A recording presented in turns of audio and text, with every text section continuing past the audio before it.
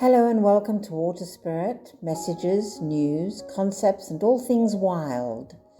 This is Mbali Marais.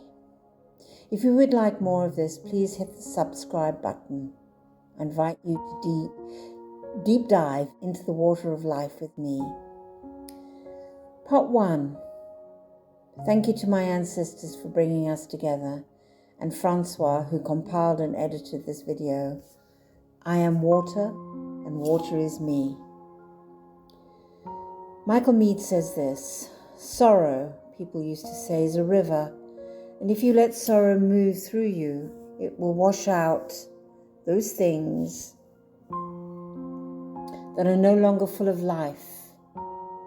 Grief, people used to say, is an ocean, and in a sense, there are times when everything has to go back to the ocean in order that we will be washed clean, in order that the deep waters from which life came can absorb those things that are no longer contributing to life.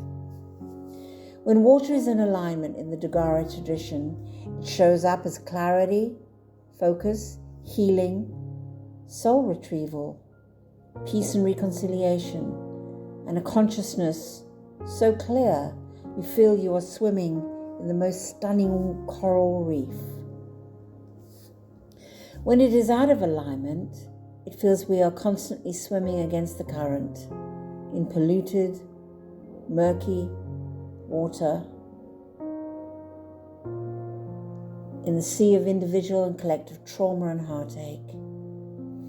If we are water, how then do we work with the waters of our life when it is out of alignment, as in unexpressed grief, unresolved losses, and unhealed wounds? In short, a drought that runs deep. This may show up as depression, resentment, inability to forgive, to grieve for ourselves and others, soul loss, and a sense that we are drowning. I invite you to dive deep and immerse yourself and be held in a crucible for healing. Life is, after all, organically fluid, so it will never be calm and peaceful all the time. Being in the flow seems to be the only way of truly being in relationship with oneself and the waters of our life, and whatever the world will throw at us. We have been, it seems, in a tsunami, and yet we are still here. We've been in the rapids, and yet we are still here. We may have been thrown around, felt like we were drowning, seemed like we were swimming against the flow, and then found a little peace. Maybe we grieved our losses, didn't grieve others completely. Maybe it felt like we were floundering, struggling in the waters of our life, and yet we are still here.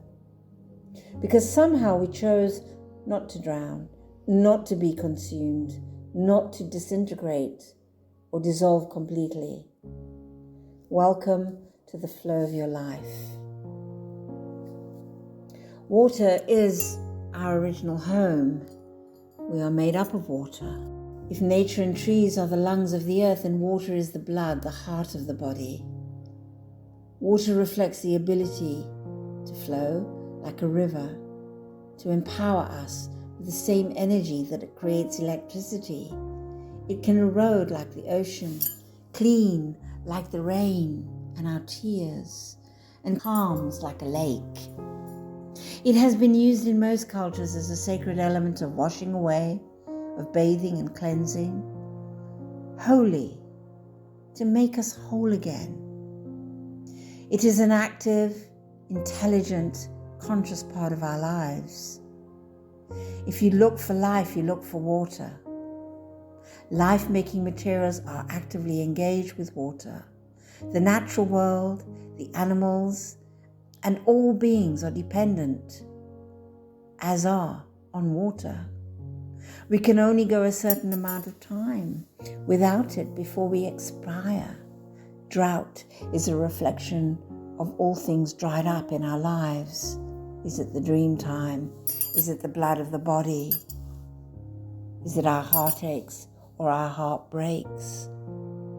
Awakening to the consciousness of the role of water in our lives may return us to love of ourselves, the greater whole, and a healing so profound we may feel we are swimming in bliss. Bring the healing waters to those long-held stories of unexpressed grief and losses. Here we may discover a clear sense that water and love are deeply connected, and wholeness and healing are one. This is Mbali Marais signing off. Tune in to part 2 of Water coming soon, and thanks for listening.